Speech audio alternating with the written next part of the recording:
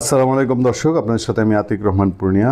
বাংলাদেশ ভারত সম্পর্ক এবং নতুন টানটান উত্তেজনা এবং সীমান্তে ভারতের আমি আমাদের দিকের সেন্সে অস্বাভাবিকই বলবো, একটা অস্বাভাবিক নাড়াচাড়া, তাদের সেনা মোতায়েন, বিপুল সংখ্যক সেনা মোতায়েন, নতুন 3টি গ্যারিসন প্রতিষ্ঠা করা, আমরা যাকে সোজা বাংলায় ক্যান্টনমেন্ট বললে বুঝবো, অথবা সেনা স্টেশন করা এবং আরও অনেক রকম পদক্ষেপ, আকাশ সীমা নিয়ে নানান রকম নাড়াচাড়া, এইসব বিষয়ের মধ্যে একটা প্রশ্ন খুব স্বাভাবিকভাবেই ওঠে যে আসলে ভারত কী করতে চাচ্ছে, কী প্রেক্ষিতে ভারত কী বোঝাতে চাচ্ছে। আমরা তো যে কোনো বাস্তবতায় অর্থনীতি, সামরিক শক্তি, জনসংখ্যা বা বৈশ্বিক অবস্থানের দিক থেকে আমরা ভারতের কাছে খুব ছোট একটা জায়গা, খুব ছোট। ভারতে আমাদের মতন আমাদের চেয়ে বড় বড় 24টা প্রদেশ তাদের আছে।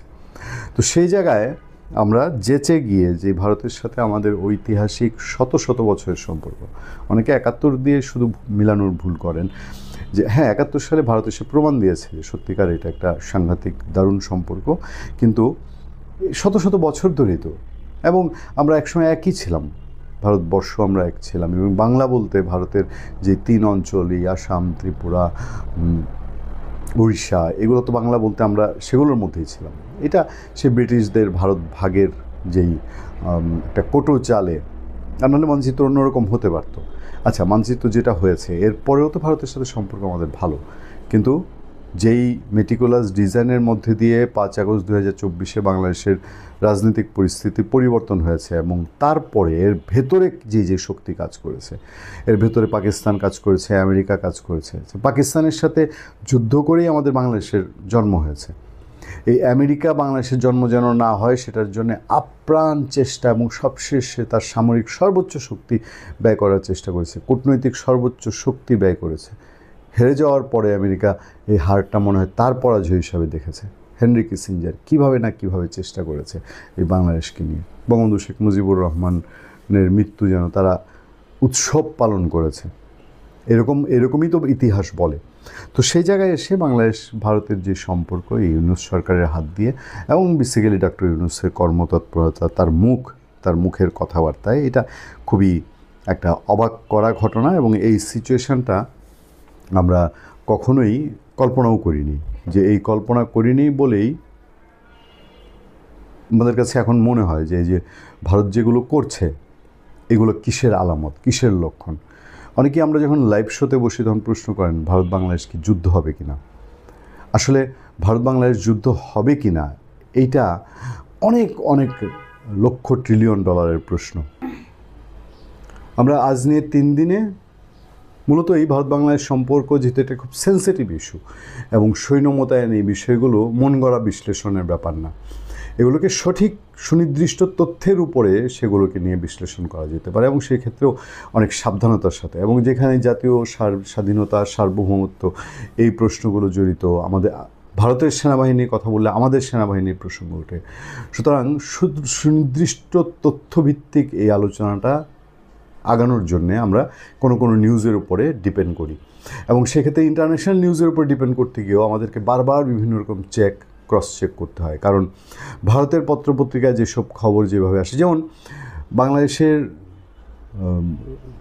সমুদ্রে পাকিস্তানের একটি জাহাজ এসছে, যুদ্ধ জাহাজ, নৌবাহিনীর একটি জাহাজ, এটা শুভেচ্ছা সফর বলা হচ্ছে, যে এটা একটা শুভেচ্ছা সফর। বাট ইন্ডিয়ান পত্রপত্রিকায় এই নিউজটা যখন আসে, তখন আসে আবার ডিফারেন্টভাবে।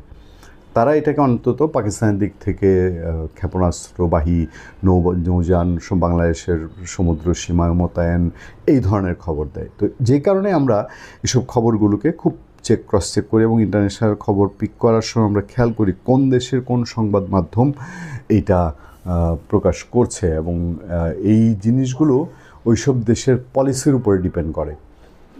আমেরিকার সংবাদ মাধ্যম যখন করে তখন ভাবতে হয়, ইংল্যান্ডের সংবাদ মাধ্যম করলে, ফ্রান্সের করলে, এবং ভারতের করলে আরও অনেকভাবেই ভাবতে হয়, কারণ ভারতের সংবাদ মাধ্যম বিভিন্ন রকম তাদের ইন্টেনশন অনুযায়ী চলে। যাক, সবশেষ আমাদের সামনে একটি খবর, এটি বিশ্লেষণধর্মী খবর এবং তথ্য নির্ভর খবর। সেখানে বলা হচ্ছে বাংলাদেশের অন্তর্বর্তী সরকারের সঙ্গে পাকিস্তানের ঘনিষ্ঠতা ভারতের চিন্তার কারণ হয়ে উঠেছে। এর পরিপ্রেক্ষিতে নয়াদিল্লি বেশ কয়েকটি গুরুত্বপূর্ণ পদক্ষেপ নিয়েছে। এসব পদক্ষেপ শুধু ভারতের নিরাপত্তা নিশ্চিত করবে না, বরং ঢাকা ঘিরে দেশটির কৌশলগত প্রভাব শক্তিশালী করবে। ঢাকা ঘিরে দেশটির কৌশলগত প্রভাব শক্তিশালী করবে। ভারতের বার্তা সংস্থা ডিএনএ এসব তথ্য দিয়ে এক প্রতিবেদনে বলেছে, ভারত উত্তর পূর্ব সংযোগ সুরক্ষিত করার জন্য শিলিগুড়ি করিডোর বা চিকেন নেকে শক্তি বাড়াচ্ছে। এটা গত দুদিন ধরে আমি আপনাদের জানিয়েছি। এর এই অংশ হিসেবে সম্প্রতি ভারত বাংলাদেশ সীমান্ত বরাবর বামুনি, কিষানগঞ্জ ও চোপড়ায় 3টি নতুন সামরিক ঘাঁটি স্থাপন করেছে।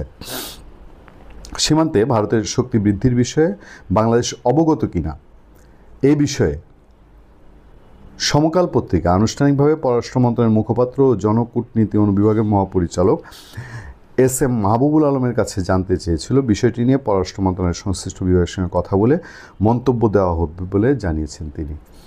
আমি এইটুক আমার সাংবাদিকতার সেন্স অফ হিউমার থেকে আমি বলতে পারি যে এখন পর্যন্ত যেহেতু বাংলাদেশের পত্রপত্রিকাও খুব সিরিয়াসলি বিষয়টা উঠে আসছে, নিশ্চয়ই খুব দ্রুত সময়ে, এবং আজ রোববার সকালবেলায় আমি যেহেতু এই আলোচনাটি করছি, এমন হতে পারে রোববারই এটার একটা প্রতিক্রিয়া জানা যাবে, অথবা 2-1 দিনের মধ্যে বাংলাদেশের পররাষ্ট্র মন্ত্রণালয় নিশ্চয়ই একটা প্রতিক্রিয়া জানাবে। আমাদের সেই প্রতিক্রিয়াটা জানা খুব জরুরি যে বাংলাদেশ ভারতের এই সেনা তৎপরতা কীভাবে দেখছে বাংলাদেশ ঘিরে। চিকেন নেক কি সেটি নিয়ে বিস্তারিত বর্ণনা আছে। আচ্ছা, আমিও যা আমাদের অনেক দর্শক থাকতে পারেন যারা চিকেন নেক বলতে কি বোঝায়, এই যে আলোচিত চিকেন নেক, এটা হয়তো সহজভাবে জানেন না। তাদের সুবিধার জন্য বলি, ডিএনএর প্রতিবেদনে বলা হয় চিকেন নেক হলো ভারতের পশ্চিমবঙ্গের শিলিগুড়ি শহরের পাশের একটি অঞ্চল। সবচেয়ে সংকীর্ণ অংশে প্রায় 20-22 কিলোমিটার দীর্ঘ এ ভূ রাজনৈতিক ও ভূ অর্থনৈতিক করিডোরটি উত্তর পূর্ব ভারতের 7 রাজ্যকে দেশটির বাকি অংশের সঙ্গে সংযুক্ত করে। এই রাজ্যগুলোকে 7 সিস্টার বলে, মানে 7 সিস্টার যেগুলো, এই যে আসাম, ত্রিপুরা, মিজোরাম, এই রাজ্যগুলোর সাথে ভারতের মূল অংশ যেটা, সেটার যোগাযোগের জন্য মাত্র 22 কিলোমিটারের একটা জায়গা আছে, যে জায়গার ডান দুই পাশে একদিকে চীন, নেপাল, ভুটান, আরেকদিকে বাংলাদেশ। তো যে কারণে এটা একটা ছোট্ট চিপা জায়গার মতন মনে হয় বড় প্রেক্ষাপটে ভারতের মানচিত্র, বাংলাদেশের মানচিত্র চিন্তা করলে। সেই 22 কিলোমিটার জায়গাকে চিকেন নেক বলা হচ্ছে। এই করিডোরের পশ্চিমে নেপাল, পূর্বে বাংলাদেশ এবং উত্তরে রয়েছে ভুটান। অঞ্চলটি ভৌগোলিক দুর্বলতা বিবেচনা করে ভারত এখন একটি বিকল্প রেলপথ নির্মাণের পরিকল্পনা করেছে। প্রস্তাবিত রেলপথটি বিহারের যোগবানি থেকে নেপালের বিরাটনগর হয়ে পশ্চিমবঙ্গের নিউমল জংশনে পৌঁছাবে। এতে ভারতের উত্তর পূর্বাঞ্চলের সঙ্গে সংযোগ আরও শক্তিশালী হবে। এখানে ইস্যু হয়ে উঠেছে সবচেয়ে বড় বাংলাদেশ পাকিস্তান সম্পর্ক, যে জায়গাটায় বলা হচ্ছে যে ভারতের উদ্বেগ বেড়েছে পাকিস্তান সেনাবাহিনীর জয়েন্ট চিফ অফ স্টাফ কমিটির চেয়ারম্যান জেনারেল সাহির শামজাদ মির্জার সম্প্রতি ঢাকা সফরের পর। এ সফরে তিনি বাংলাদেশের সঙ্গে যোগাযোগ ও প্রতিরক্ষা সহযোগিতা বাড়ানোর বিষয়ে আলোচনা করেছেন। এর আগে বাংলাদেশের কতিপয় সরকারি উচ্চপদস্থ কর্মকর্তা, অবসরপ্রাপ্ত সেনা কর্মকর্তারা ভারতের সার্বভৌমত্বকে চ্যালেঞ্জ করে প্রকাশ্য মন্তব্য করেন। আপনারা জানেন যে ওই চিকেন নেক নিয়ে কথা বলে কয়েক ঘন্টায় কলকাতা দখল করবে, এইসব নানান গল্প টল্প বলে।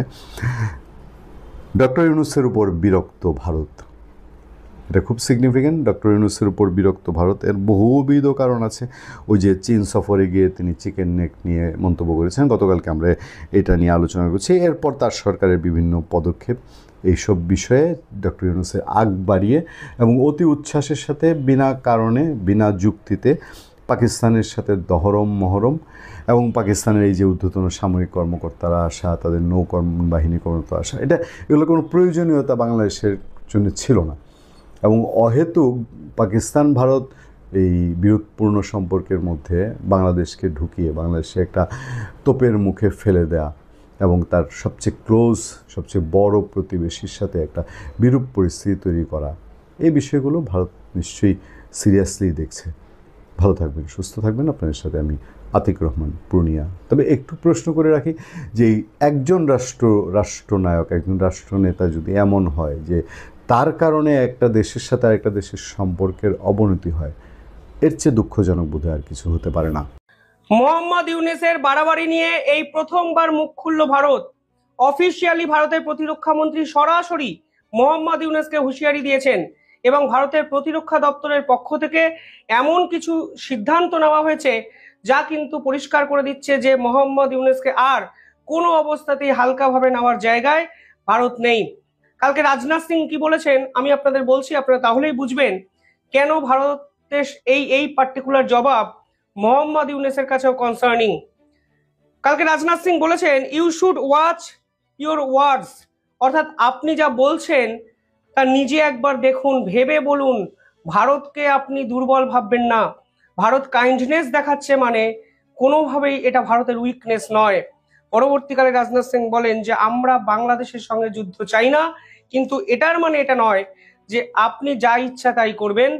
আপনি আপনার অ্যাকশনগুলোকে নতুন করে পর্যালোচনা করুন। কালকে ভারতের প্রতিরক্ষা মন্ত্রীর এই ভাষণ নিঃসন্দেহে ভারত এবং বাংলাদেশের সম্পর্কে আরো যে জটিলতা বাড়ালো তা কিন্তু 100% নিশ্চিত। দেখুন, কালকে যে বিষয়টা নিয়ে সব থেকে বেশি আলোচনা হলো সরকারি মহলে, তা হলো মোহাম্মদ ইউনূস ফের আরো একবার বাংলাদেশের গ্রেটার বাংলাদেশ যে ম্যাপ, যা নিয়ে এত বিতর্ক, সেই ম্যাপ ওরিয়েন্টেড আরো একটি ছবি তুরস্ক থেকে আসা কিছু ডেলিগেশনকে প্রেজেন্ট করেন। আমি সেই ম্যাপটার কথাই বলছি, যে ম্যাপটা নিয়ে মোহাম্মদ ইউনূস ইতিমধ্যেই বিতর্ক বাঁধিয়েছিলেন যখন তিনি পাকিস্তানের জেনারেলকে সেই ম্যাপটি তুলে দিয়েছিলেন। বাংলাদেশে এখন বিদেশি যে প্রতিনিধিরাই আসছেন তাদের হাতে একটি আর্ট অফ ট্রাম্প এই নামক একটি বই তুলে দিচ্ছেন মোহাম্মদ ইউনূস। এবং সেই বইতে কি আছে?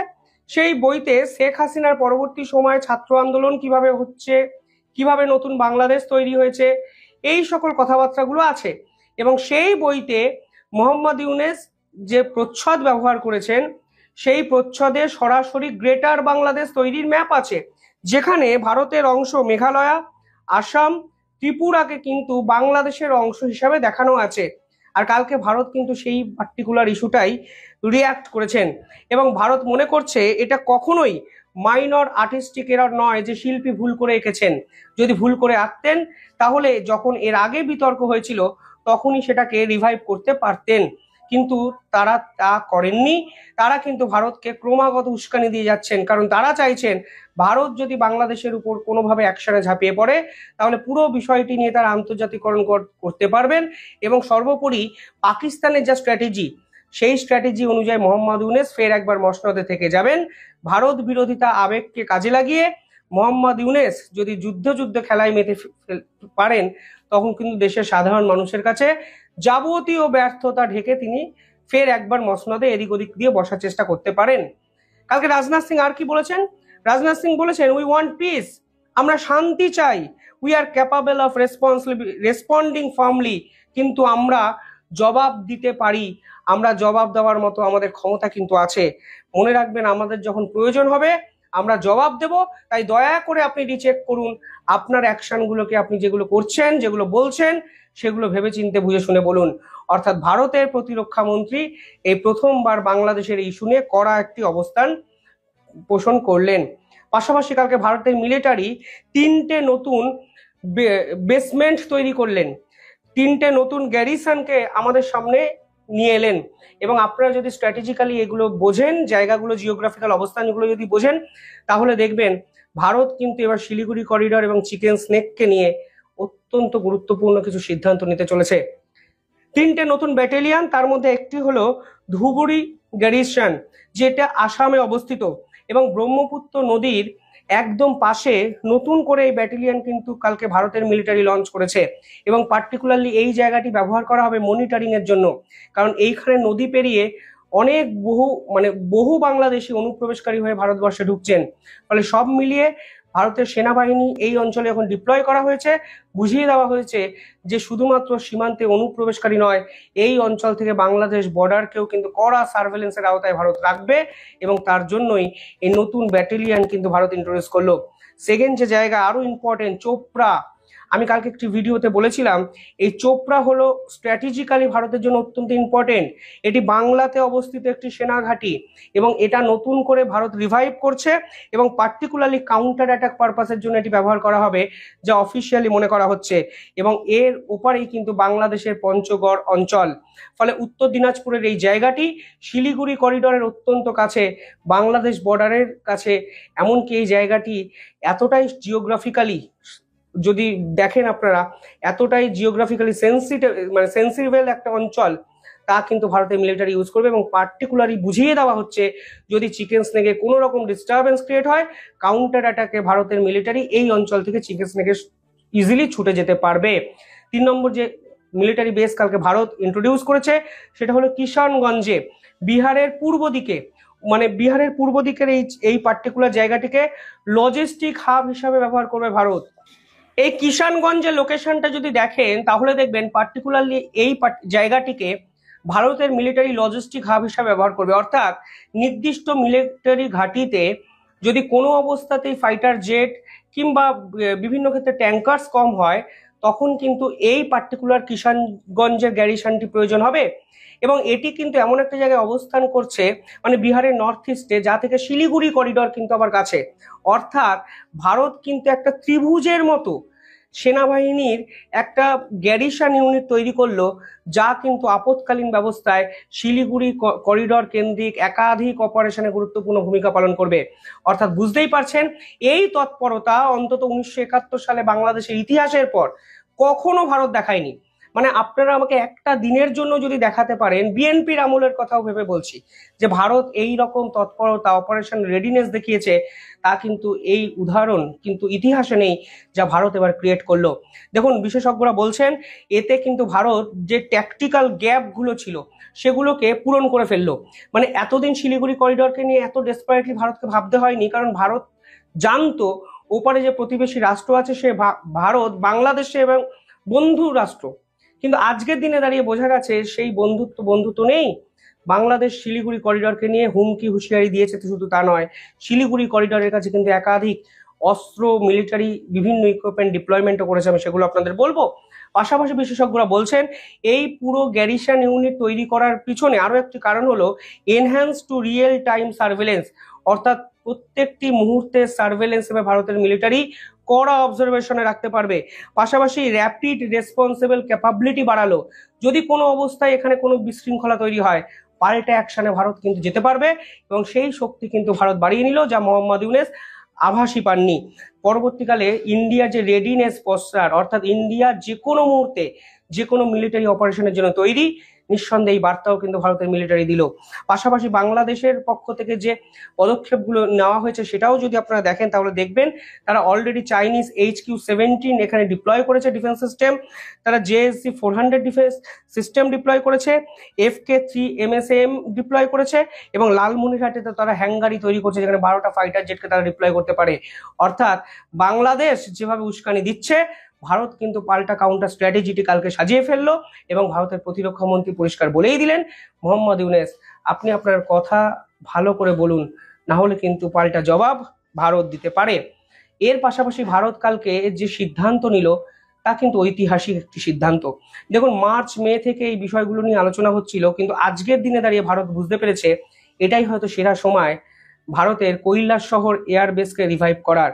1971 সালে এই কৈলাস শহর এয়ারবেস কিন্তু ব্যবহার করা হয়েছিল বাংলাদেশের স্বাধীনতার জন্য। সে সময় পাকিস্তানের মিলিটারির উপর আক্রমণের জন্য ত্রিপুরাতে তৈরি এই কৈলাস শহর এয়ারবেসকে ব্যবহার করেছিল ভারতের মিলিটারি। এবং আপনারা শুনলে অবাক হবেন, ভারত কিন্তু সর্বপ্রথম পাকিস্তানের সেনাবাহিনীকে কিলোফাইট দ্বারা আক্রমণ করে এই কৈলাস শহর সেনাঘাঁটিকে কেন্দ্র করেই। কিন্তু এই কৈলাস শহর সেনাঘাঁটি বাংলাদেশ থেকে সর্বসাকুল্যে, লালমনিরহাট এয়ারবেস থেকে সর্বসাকুল্যে 20 কিলোমিটার রেঞ্জের মধ্যে অবস্থান করছে। মানে 15 থেকে 17, 20 কিলোমিটার আমি ধরে নিলাম। মানে বুঝতেই পারছেন এই এয়ারবেসটি বাংলাদেশের হয়ে যুদ্ধে ব্যবহার হয়েছে পাকিস্তানের বিপক্ষে 1971 সালে। সেই এয়ারবেসটিকে ভারত ঐতিহাসিকভাবে রিভাইভ করলো, এবং এবার এই ব্যাপারটিকে অপারেশনাল মেথডে কাজে লাগানোর প্রক্রিয়া কিন্তু ভারত অফিসিয়ালি শুরু করে দিল, যা নিয়ে কালকে থেকে বিস্তীর্ণ জায়গায় কিন্তু আলোচনা হচ্ছে। 1990 সালে শেষবারের জন্য এই লালমনিরহাট এয়ারবেসটিকে ফাংশনাল, মানে এর বিপরীতে কৈলাস শহর এয়ারবেসটিকে ফাংশনাল মোডে পাওয়া গেছিল। এর রানওয়ে কিন্তু 100 মিটার। এই এয়ারবেসটা স্ট্রাকচারটা কিন্তু একটু ছোট, তার জন্য 1990 সালের পর এই এয়ারবেসটিকে ব্যবহার করার প্রয়োজন ভারত সরকার করেনি। কিন্তু এখন এই এয়ারবেসটিতে মনে করা হচ্ছে এমন কিছু অপারেশনাল স্ট্র্যাটেজি ভারত নিতে পারে যা বাংলাদেশের জবাব দেওয়ার জন্য যথেষ্ট, এবং এর জন্য 75 থেকে 200 একর জমি নতুন করে এই এয়ারবেসের সাথে অ্যাডিশন করা হবে, এবং একাধিক গুরুত্বপূর্ণ পদক্ষেপ এই এয়ারবেসকে কেন্দ্র করে ভারত নিচ্ছে। অর্থাৎ লালমনিরহাট এয়ারবেসে যেভাবে মোহাম্মদ ইউনূস হ্যাঙ্গার তৈরি করে 12টি ফাইটার জেটকে রাখার চেষ্টা করছেন, সেই লালমনিরহাট এয়ারবেস থেকে 20 কিলোমিটার, মানে বুঝতে পারছেন একটা রাষ্ট্রের সঙ্গে অন্য রাষ্ট্রের মাঝখানে দূরত্ব 20 কিলোমিটার, এর থেকে শিলিগুড়ি করিডোরের দৈর্ঘ্য বেশি। মানে বেসিক্যালি একদম পাঁচিলের পাশে আরেকটি মিলিটারি বেস যা ভারত বানিয়েছে। ফলে আলটিমেটলি পুরো পরিস্থিতিটা তৈরি কিন্তু করলেন মোহাম্মদ ইউনূস। এর জন্য কোনো জিওপলিটিক্যাল এক্সপার্টকে প্রয়োজন হয় না, শুধু মোহাম্মদ ইউনূস উস্কে যাচ্ছেন। ভারত যদি অ্যাগ্রেসিভলি কোনো ফাস্ট এফোর্ট নেয়, এফেক্টিভ কিছু করে, তখনই এই পুরো বিষয়টা নিয়ে আন্তর্জাতিক স্তরে রাজনীতি করতে পারবেন। তার জীবনের শেষ 1-1.5 বছরের যাবতীয় ব্যর্থতাকে ভুলিয়ে দিয়ে বাংলাদেশের মানুষকে ভারত বিরোধী আবেগকে কাজে লাগিয়ে ক্ষমতায় থাকতে পারবেন। যাই হোক, নিঃসন্দেহে ঘুম উঠবে মোহাম্মদ ইউনূসের। কিভাবে দেখছেন আপনারা? সত্যিকার অর্থে দিন যত ঘনিয়ে আসছে, আওয়ামী লীগের কর্মসূচি আসছে, দেশের পরিস্থিতি সত্যিকার অর্থে ঘোলাটে হয়ে উঠছে এবং ইউনূস সরকার এক প্রকার পাগল প্রায় হয়ে উল্টা পাল্টা রিয়াক্ট করা শুরু করে দিয়েছে ইতিমধ্যে। যার দরুন পুলিশ, বাংলাদেশ পুলিশ, আমাদের যে সরকারের প্রধান আইন শৃঙ্খলা, সিভিল আইন শৃঙ্খলা রক্ষার প্রধান দায়িত্বপ্রাপ্ত যে ফোর্স পুলিশ, 2 লক্ষাধিক পুলিশ সদস্য, তাদের প্রতি আস্থা রাখতে পারছে না ডক্টর মোহাম্মদ ইউনূস সরকার। কারণটা হচ্ছে পুলিশের মনোবল ভেঙে দিয়েছে গত বছর এই ইউনূসকে যারা ক্ষমতায় বসিয়েছে তারাই, তাদেরই সন্ত্রাসীরা পুলিশের উপর হামলা, থানায় হামলা, পুলিশ হত্যাকাণ্ডের সঙ্গে জড়িত। এরা মনেই করছে যে এই পুলিশ আমাদেরকে কি সুরক্ষা দেবে, আর সুরক্ষা দেবে না বলেই নিজস্ব মিলিশিয়া বাহিনী গঠন করেছে। এবং আসন্ন আওয়ামী লীগের যে লকডাউন কর্মসূচি আগামী 13 নভেম্বর দেওয়া হয়েছে, সেটি দমনে নিজস্ব বাহিনী নামানোর পরিকল্পনা ইতিমধ্যে চূড়ান্ত। আন্তর্জাতিক অপরাধ ট্রাইব্যুনালে বাংলাদেশের নির্বাসিত প্রধানমন্ত্রী শেখ হাসিনার বিরুদ্ধে রায় ঘোষণাকে কেন্দ্র করে আওয়ামী লীগের ডাকা 4 দিনের বিক্ষোভ কর্মসূচিতে সম্ভাব্য সহিংসতা মোকাবেলায় রাজধানী ঢাকায় প্রায় 7,000 পুলিশ সদস্য মোতায়েনের এক বিশেষ পরিকল্পনা গ্রহণ করা হয়েছে। 7,000 পুলিশ সদস্য, এটা বলতে এটা বোঝানো হচ্ছে ওই যে নিজস্ব বাহিনী, মিলিশিয়া বাহিনী, এদেরকে পুলিশের পোশাকে নামানো হবে।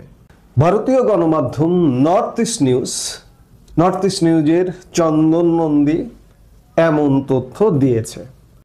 নর্থ ইস্ট নিউজের হাতে আসা বাংলাদেশ পুলিশের একটি বিশেষ নথি থেকে এই চাঞ্চল্যকর তথ্য জানা গেছে। যুব ও ক্রীড়া এবং স্থানীয় সরকার, পল্লী উন্নয়ন ও সমবায় উপদেষ্টা আসিফ মাহমুদ সজীব ভুইয়ার উদ্যোগে গঠিত 9,000 সদস্যের একটি ব্যক্তিগত মিলিশিয়া বাহিনী থেকে তরুণদের নিয়োগ দেওয়া হয়েছে। এই বাহিনীর সদস্যরা ইতিমধ্যে একটি মোবিলাইজেশন ড্রিল বা মহড়ায় অংশ নিয়েছে। আগামী 10 নভেম্বর থেকে শুরু হতে যাওয়া আওয়ামী লীগের 4 দিনের বিক্ষোভ কর্মসূচির আগেই তাদের মাঠে নামানো হচ্ছে। এখানে একটু বলে রাখা ভালো যে গত বছর জুলাই আগস্টে যে সহিংসতা কর্মকাণ্ড ঘটানো হয়েছিল, পুলিশ হত্যা করা হয়েছিল, এই হত্যাকারীদেরই এই বাহিনীতে নিয়োগ দেওয়া হয়েছে। এরা আবার নতুন নতুন হত্যার কাণ্ড ঘটাবে, পুলিশ হত্যা করবে, হত্যা করে সেই দায় চাপাবে আওয়ামী লীগ পুলিশকে মেরেছে। পুলিশের মনোবল উল্টো দিকে ঘুরিয়ে দেওয়ার জন্য মানুষ তো হত্যা করবেই, হত্যা পরিকল্পনা নিয়েই তো নেমেছে। নিরাপত্তা সূত্রের খবর, আসিফ মাহমুদ সজীব ভুইয়ার নির্দেশে গঠিত এই বাহিনীর কয়েকশো তরুণ সদস্যকে পুলিশের পোশাক পরানো হবে। তাদের অনেককে ইতিমধ্যে ঢাকা মেট্রোপলিটন পুলিশের স্ট্যান্ডার্ড ইউনিফর্ম সরবরাহ করা হয়েছে এবং তারা রাজধানীর বিভিন্ন কৌশলগত অবস্থান নিয়েও ফেলেছে ইতিমধ্যে। আওয়ামী লীগের আসন্ন কর্মসূচিকে কেন্দ্র করে বিশেষ নিরাপত্তা পরিকল্পনা নিয়েছে ডিএমপি। 7 নভেম্বর জারি করা 9 পৃষ্ঠার পুলিশ নথি অনুযায়ী এই বিশেষ নিরাপত্তা পরিকল্পনার আওতায় মোট 6,829 জন সদস্য মোতায়েন করা হবে, যাদের মধ্যে সশস্ত্র সদস্যরাও অন্তর্ভুক্ত। পুরো ঢাকাকে 9টি সেক্টরে বিভক্ত করে এই নিরাপত্তা বলয় তৈরি করা হয়েছে। এই সেক্টরগুলোর অধীনে ডিএমপির 8টি বিভাগ, রমনা, মতিঝিল, ওয়ারী, লালবাগ, তেজগাঁও, গুলশান, মিরপুর এবং উত্তরা এবং শহরের 50টি থানার সব এলাকাকে নিয়ে আসা হয়েছে। বিক্ষোভকারীদের কার্যকরভাবে মোকাবেলার জন্য পুরো বাহিনীকে ছোট ছোট প্লাটুনে ভাগ করা হবে এবং প্রতিটি থানা এলাকায় একটি করে প্লাটুন মোতায়েন থাকবে। এই পরিকল্পনা বাস্তবায়নের জন্য একটি কেন্দ্রীয়ভাবে কন্ট্রোল রুম স্থাপন করা হয়েছে, যার দায়িত্বে থাকবেন একজন ডিসি এবং একজন এডিসি। এই কন্ট্রোল রুম থেকে পুলিশ ওয়্যারলেস সিস্টেমের মাধ্যমে মাঠ পর্যায়ে থাকা প্লাটুন কমান্ডারদের সরাসরি নির্দেশ দেবে। যে কোনো ধরনের বেআইনি কার্যকলাপ বা সহিংস ঘটনার খবর পাওয়া মাত্রই কন্ট্রোল রুম থেকে সংশ্লিষ্ট ডেপুটি কমিশনার, সহকারী কমিশনার এবং থানার ভারপ্রাপ্ত কর্মকর্তাদের জানানো হবে। কন্ট্রোল রুম থেকে প্রতি ঘন্টায় পরিস্থিতি সংক্রান্ত তথ্য সংগ্রহ করে পুলিশ সদর দপ্তরের ঊর্ধ্বতন কর্মকর্তাদের জানানো হবে। তবে অত্যন্ত গুরুত্বপূর্ণ তথ্য সরাসরি ডিএমপি কমিশনার, অতিরিক্ত কমিশনার এবং ক্রাইম ও অপারেশন ইউনিটের প্রধানদের কাছে পাঠানো হবে। এই বিক্ষোভ চলাকালীন 4 দিনে মোতায়েন থাকা সকল পুলিশ সদস্যকে দাঙ্গা মোকাবেলার পোশাক, রেইনকোট এবং পোর্টেবল ওয়্যারলেস রিসিভার দেওয়া হবে। নথিতে বলা হয়েছে দায়িত্বরত কর্মকর্তা ও সদস্যদের কাছে বিভিন্ন ধরনের আগ্নেয়াস্ত্র ও গোলাবারুদ থাকবে। এছাড়া সহিংসতায় কোনো সদস্য আহত হলে তাদের দ্রুত হাসপাতালে নেওয়ার জন্য পুলিশের যানবাহন প্রস্তুত রাখা হবে। নথিতে স্পষ্টভাবে বলা হয়েছে অপারেশন সফল করার জন্য কর্মকর্তা এবং বাহিনীর মধ্যে পূর্ণ সমন্বয় থাকতে হবে এবং মাঠ পর্যায়ের কমান্ডারদের মধ্যে সহযোগিতামূলক সম্পর্ক তৈরির ওপর জোর দেওয়া হয়েছে। অবস্থা বুঝুন যে সত্যিকার অর্থে পুলিশ থাকবে। পুলিশ কোন পুলিশ থাকবে? বিপদগামী এবং যারা যে পুলিশ একান্ত বিএনপি করে এবং একান্ত জামাত করে সেই পুলিশ, সেই সীমিত পুলিশ থাকবে। এবং এখনকার যে নেতৃত্ব পর্যায়ে যারা আছেন, আইজিপি থেকে শুরু করে ডিএমপি কমিশনার থেকে শুরু করে, এগুলো কিন্তু সব বিএনপি জামাত এবং তারা খুব সীমিত। এই সীমিত অংশের কমান্ড পুরো বাহিনী ফলো করে না, যার দরুন আসিফের মিলিশিয়া বাহিনী নামিয়ে একটা সহিংস ঘটনা ঘটাবার একটা প্রচেষ্টা নেওয়া হচ্ছে। আপনাদের মনে আছে নিশ্চয়, এই আসিফ মাহমুদ সজীব ভুইয়া মাস্টারের ছেলে, মাস্টারকে আমি ছোট করে দেখছি না, কিন্তু মাস্টারের ছেলে, জমিদারি অ্যাটিটিউড, তখন মনে হয় যে সেই মাস্টারকেই কলঙ্কিত করছে, একটা এমপিভুক্ত স্কুলের মাস্টারের ছেলে। আপনারা জানেন অবস্থানটা, অর্থনৈতিক অবস্থানটা কি, এই জন্য এটি উল্লেখ করা। মাস্টারকে অবমাননা করা আমার উদ্দেশ্য নয়। আমার মাস্টাররা, স্কুল মাস্টাররা আমার পরম শ্রদ্ধার, পরম সম্মানের। আমি অবস্থানটা বোঝাতে চাইছি যে আসিফ মাহমুদ সজীব ভুইয়া রাজপুত্র, ভাবখানা এমন। এই গত গোপালগঞ্জ ট্র্যাজেডি যখন ঘটল, এই ছেলেটি স্বরাষ্ট্রের সঙ্গে তার কোনো সংশ্লিষ্টতা নেই। স্বরাষ্ট্র মন্ত্রণালয়ের উপদেষ্টা জাহাঙ্গীর আলম চৌধুরীর সাথে বসে পুলিশ হেডকোয়ার্টারের কন্ট্রোল রুমে বসে গোপালগঞ্জ হত্যাযজ্ঞের নির্দেশনা দিচ্ছিল। এই ছেলেটি এবারও সেই পরিকল্পনা নিয়েছে যে আগামী আসন্ন যে আওয়ামী লীগের কর্মসূচি, সেই কর্মসূচিকে কেন্দ্র করে বাংলাদেশে রাজধানী ঢাকায় একটা ব্যাপক হত্যাযজ্ঞের পরিকল্পনা।